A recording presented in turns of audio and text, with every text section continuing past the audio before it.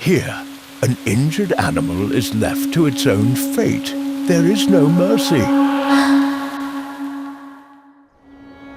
Across the vastness of the African savannas, where predators watch in silence and every step can decide between life and disappearance. There is an invisible rule that governs almost everything. A cold rule, brutal, merciless. Here, no one can afford to slow down. In a world where survival depends on constant movement, cooperation is rarely an act of kindness. It works as long as it remains useful, as long as protecting another also means protecting yourself. But the moment the cost becomes too high, the bonds disappear. Because in nature, existing in a group does not necessarily mean unity. Many times, it simply means convenience. Follow the saga of those who live on the edge, where cooperation ends exactly where risk begins. Welcome to a story about the cold intelligence of nature. Welcome to the original documentary, The Law of the Weakest, when weakness decides destiny.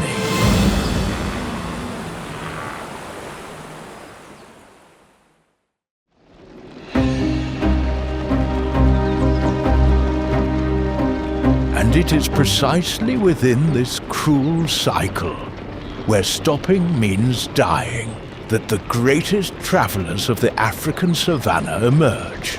The animals that turned escape into a true philosophy of survival, the wildebeests and the zebras.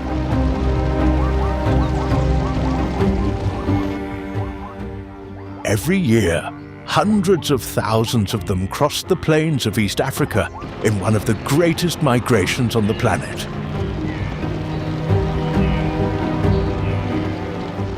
A living mass that can stretch for miles. An ocean of hooves raising dust, pounding the ground and filling the air with the constant sounds of steps, neighs, and breathless panting. But behind this grand spectacle, there is a brutal reality. Migration is not an organized journey. There is no benevolent leadership. There is no waiting for the slowest. The movement of the herd works almost like a violent current. Those who keep up survive. Those who fail disappear. And wildebeests may be the purest portrait of this merciless logic.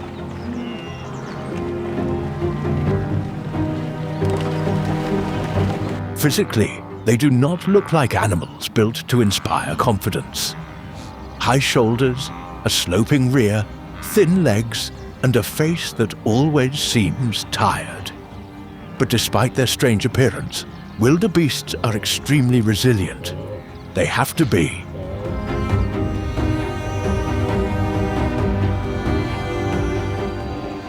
During the Great Migration, they travel hundreds of miles following the rains and the green grasslands, crossing dry regions, rivers infested with crocodiles, and territories dominated by lions, hyenas, and leopards.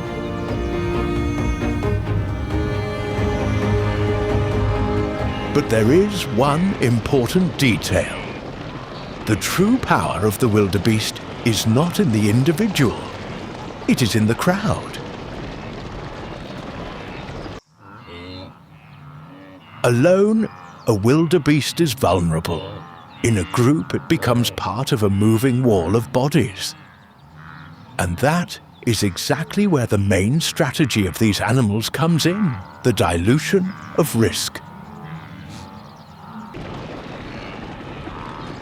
In the middle of thousands of individuals running at the same time, the chances of a predator focusing specifically on you drop dramatically. Not because the group will directly protect you, but because there is too much confusion, too many bodies, too many targets. It is almost a cruel mathematics of survival.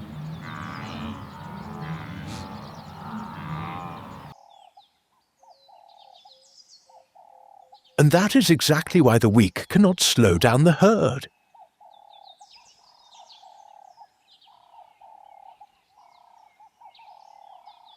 When a wildebeest breaks a leg, becomes sick, grows too old, or simply loses energy during the crossing, the herd keeps moving forward. There is no return. There is no collective rescue attempt. The other wildebeests do not surround the injured one to protect it. They do not slow down to help it get back on its feet. They move on. Because stopping would mean reducing the pace of thousands of other individuals. It would mean turning that entire living mass into a more vulnerable target for predators that are simply waiting for an opportunity.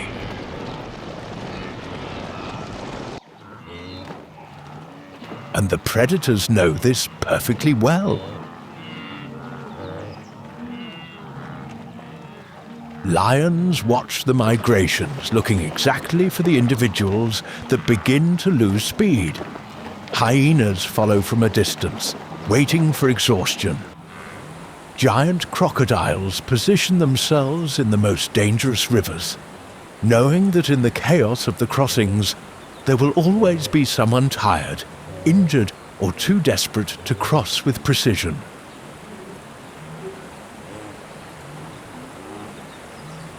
The river crossing may be the most brutal moment of all. When the wildebeests reach the banks of the Mara, for example, the scene quickly turns into pure chaos. Hundreds of them gather at the edge, hesitating. The smell of the water, the roar of the current, and especially the invisible presence of crocodiles, create an almost palpable psychological barrier. But all it takes is for one individual to leap, and instantly the others come behind it. The entire group explodes into motion at the same time. Bodies collide. Calves are separated from their mothers. Some slip on the rocks. Others are crushed in the turmoil. Many simply disappear beneath the muddy water.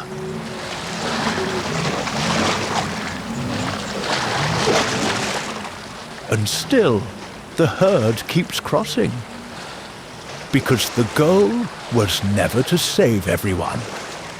The goal is to make sure the majority keeps moving.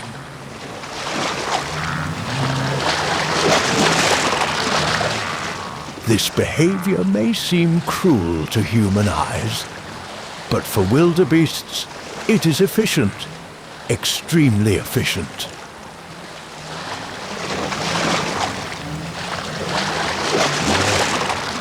It was exactly this cold logic that allowed enormous populations to survive for thousands of years in an environment dominated by predators.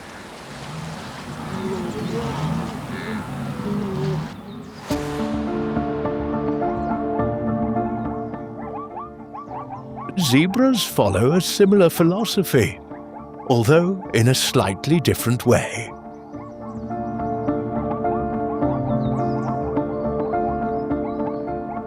Unlike wildebeests, zebras have more organized social structures. Many live in small family groups known as harems, usually made up of a dominant male, several females, and their foals.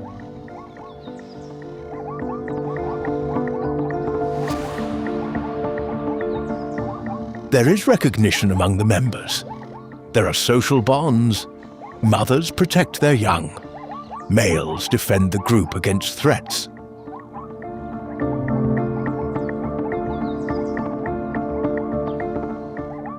But all of this has one very clear limit: collective survival. When a predator appears, the absolute priority of the zebras is to run, and to run fast.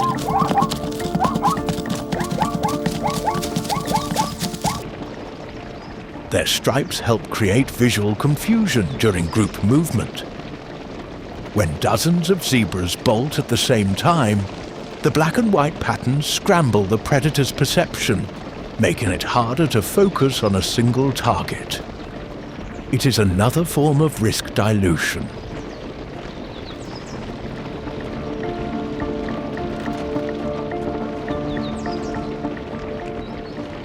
But this strategy only works as long as everyone can keep up with the pace.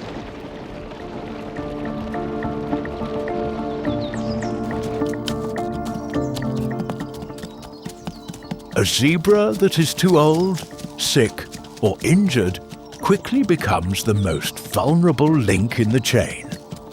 And in the savannah, vulnerability immediately draws attention. Lions often test herds by watching exactly for this: who limps, who hesitates, who loses speed first.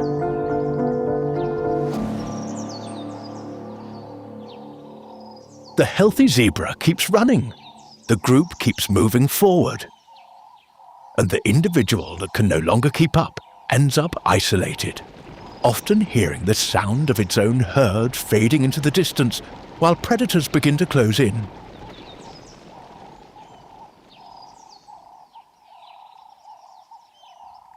It is a silent and brutal reality of group life in nature. Unity does not mean equal importance.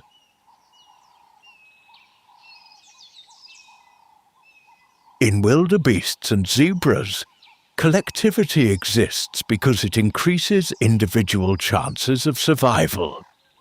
As long as you can run, you are part of the system. But when weakness begins to compromise the movement of the group, the logic changes instantly. Because in the African savannah, being left behind almost never means simply being alone. It means becoming the next target.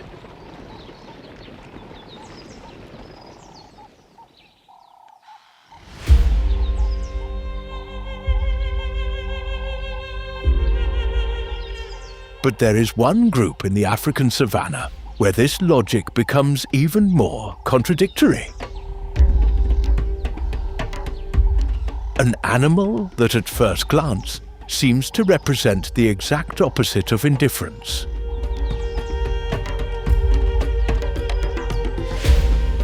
A predator that lives in families, hunts in teams, protects territory collectively, and maintains extremely strong social bonds. Lions.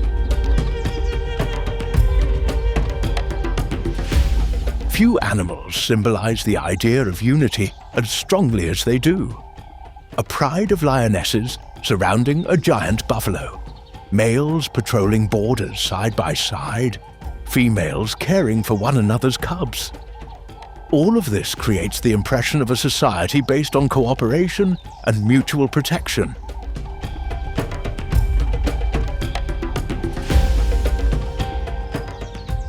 And in a way, it truly is, but only as long as that cooperation remains advantageous.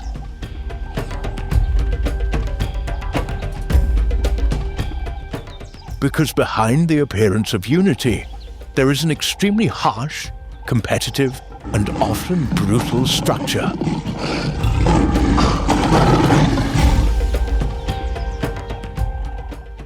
Among lions, the group is not driven by compassion. It is driven by efficiency, by hierarchy, by survival.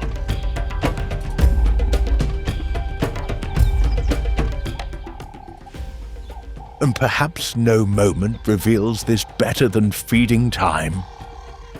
When a hunt ends, harmony disappears almost instantly.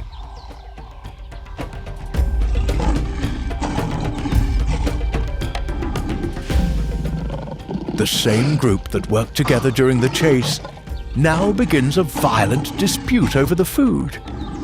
Growls echo across the savannah.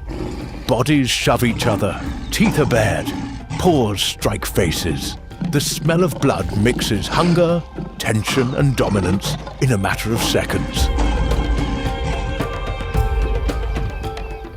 And in that moment, the rule is simple. Whoever has the most strength eats first.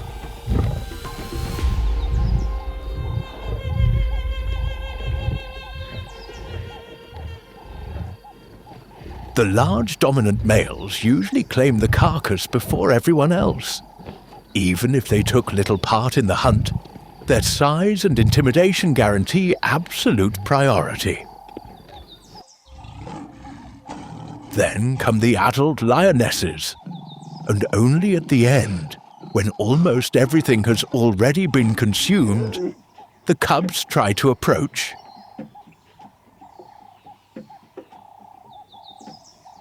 If the prey is large enough, there may still be food left for almost everyone. But when the kill is small, the situation changes completely.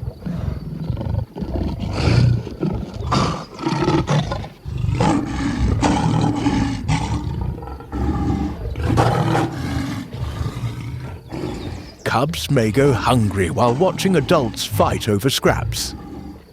Young lions are violently pushed away from the carcass. Weaker or weakened individuals simply cannot compete in the middle of the chaos.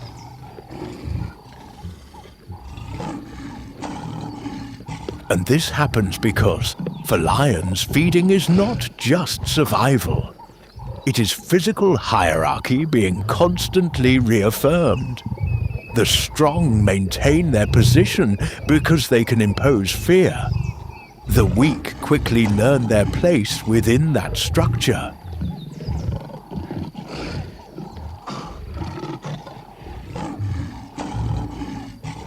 It is a brutal contrast when compared to truly altruistic species of the savannah.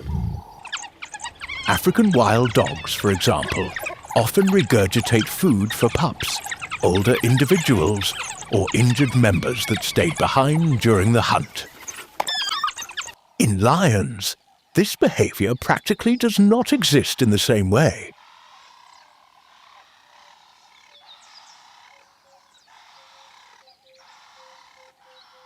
Their logic is different. The group cooperates while it increases the chances of bringing down large prey, defending territory, or protecting cubs from external threats. But once the resource has been won, each individual begins to compete for itself.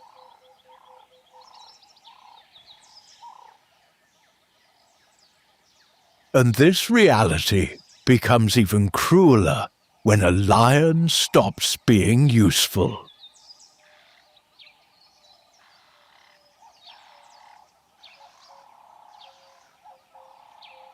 Prides travel for miles while patrolling territory, searching for water, or following migratory herds.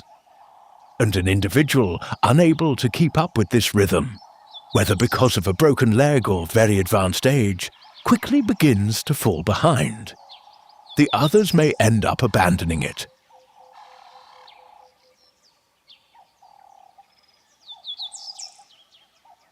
Not because they hate that member, but because carrying an individual that can no longer hunt or move compromises collective efficiency. And in the savannah, efficiency means life.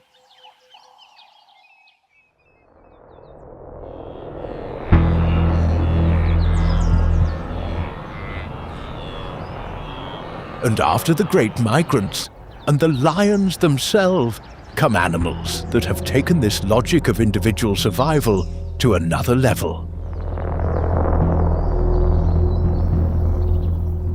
Animals that live surrounded by hundreds of other individuals, but whose true strategy was never to protect the group. It was to use the group.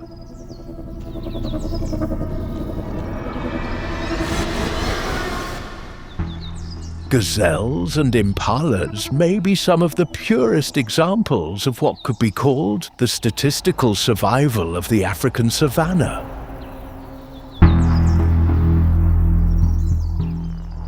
At first glance, they seem extremely social. They live in large herds, remain constantly close to one another, and react collectively when facing threats.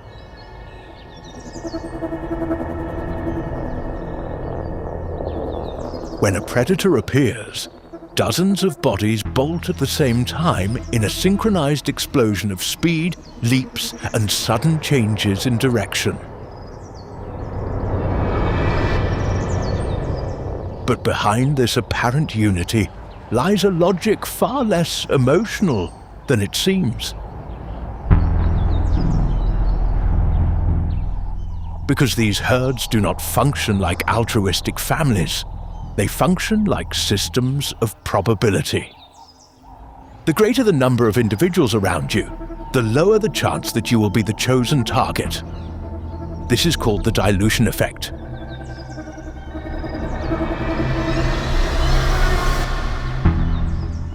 In practice, this means a gazelle does not necessarily need to outrun the cheetah.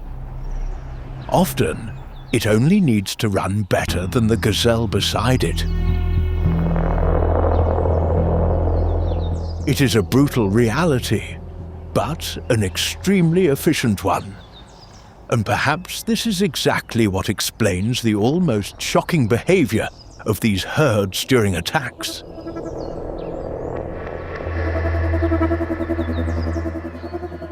When a cheetah finally manages to bring down a gazelle, the rest of the herd explodes into flight. Chaos takes over for a few seconds, but then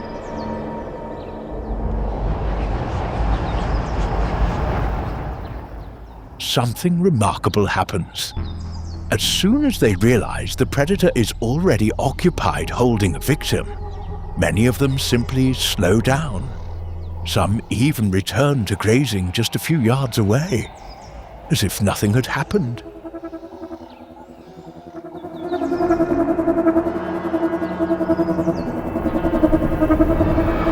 Because in the logic of statistical survival, the immediate danger practically disappears the moment another gazelle is chosen. The predator has already spent energy. It is already occupied. And now, in that specific moment, the survivors have a much greater chance of staying alive. It is cold, it is calculated, but in the savannah, efficiency rarely goes hand in hand with sentimentality. The priority is still to save one's own skin.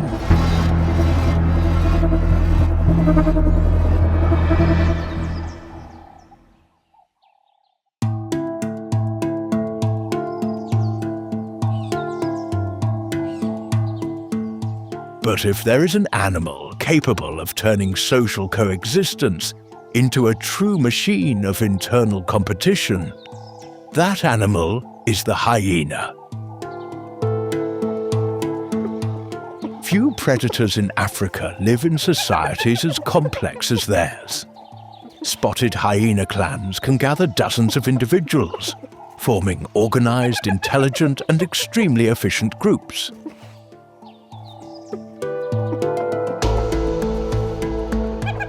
They recognize specific members, maintain long-lasting social relationships, defend territory collectively, and communicate through sounds, postures, and even highly sophisticated chemical signals. From a distance, they almost look like a perfectly organized society.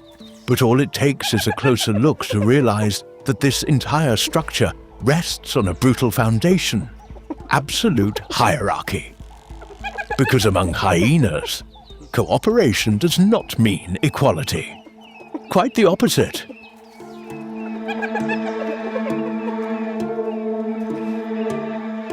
Each individual within the clan is practically born marked by a social position that will shape its entire life. And that position influences everything: access to food, safety, reproduction, and even the chances of survival.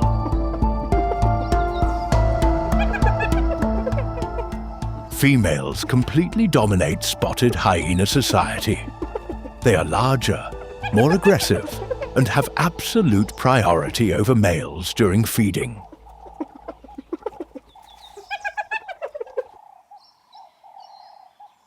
Cubs born to dominant mothers also inherit higher social positions from a very early age, while individuals from lower-ranking lineages grow up constantly facing intimidation, attacks, and scarcity.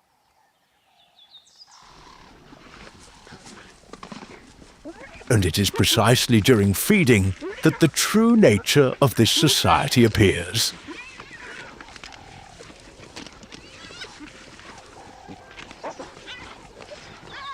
When a carcass is found, the entire clan plunges into deafening chaos. Explosive growls, piercing whoops, bites, shoves, and violently colliding bodies turn the scene into a frantic dispute.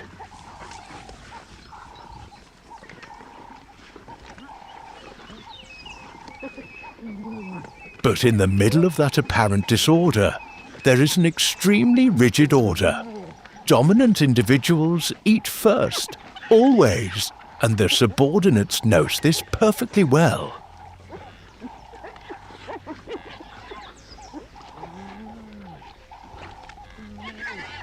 A low-ranking hyena that tries to approach too early may be violently beaten by its own group. Deep bites, chases, and constant intimidation keep each individual in its place within that society. The result is cruel.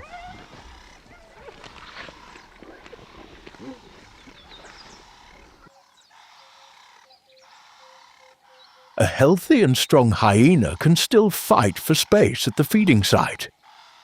It can intimidate smaller subordinates. It can tear off pieces of meat quickly before being pushed away.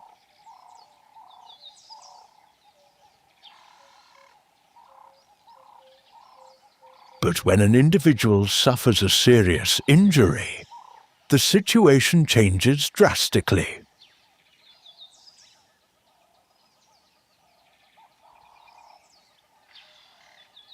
An injured leg means difficulty keeping up with hunts, difficulty running alongside the clan, difficulty competing for food in the middle of the aggressive crowd. And among hyenas, losing physical capacity means immediately falling in the struggle for survival.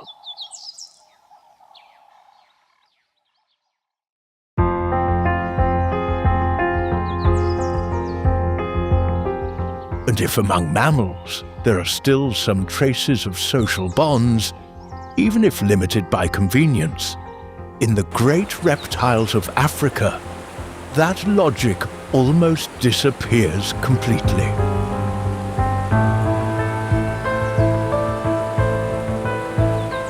Because among Nile crocodiles, there is no room for empathy. There is no collective care. There is only hunger.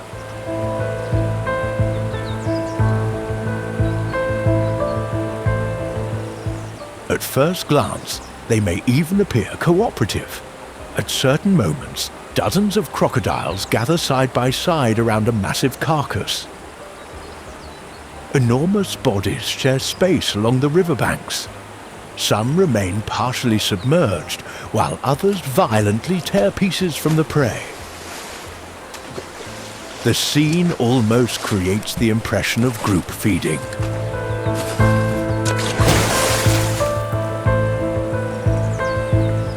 But that is not cooperation.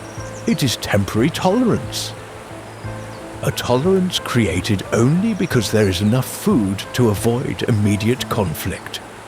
Because as soon as the resource begins to shrink, or an individual shows weakness, the situation changes instantly.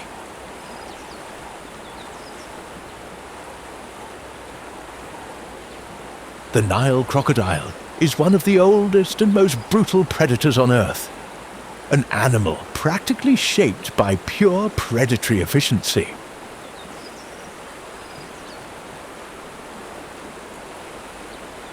For millions of years, its strategy has changed very little.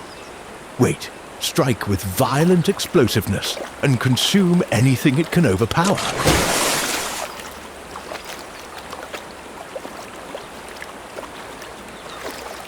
And when we say anything, that includes members of its own species.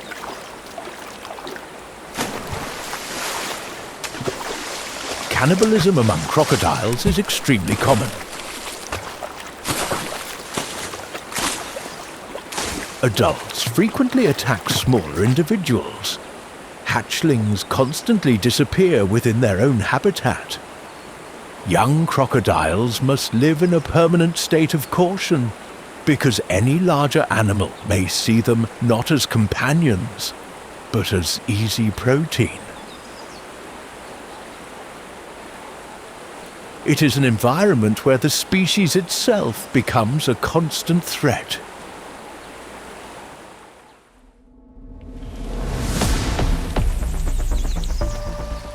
In the wild, survival has never been fair.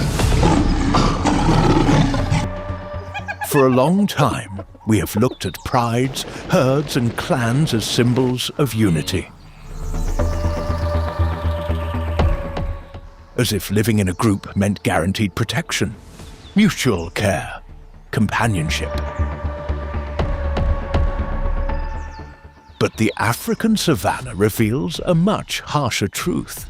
Many times, animals do not stay together out of kindness. They stay together because it increases their own chances of remaining alive.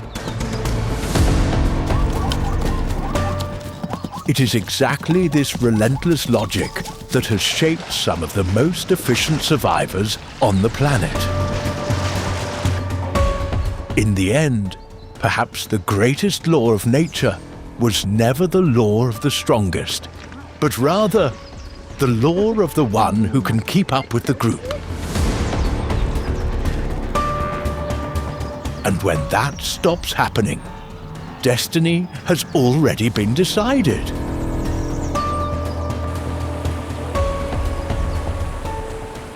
If you enjoyed this documentary, subscribe to the channel, because here nature is not romanticized. It is shown as it truly is.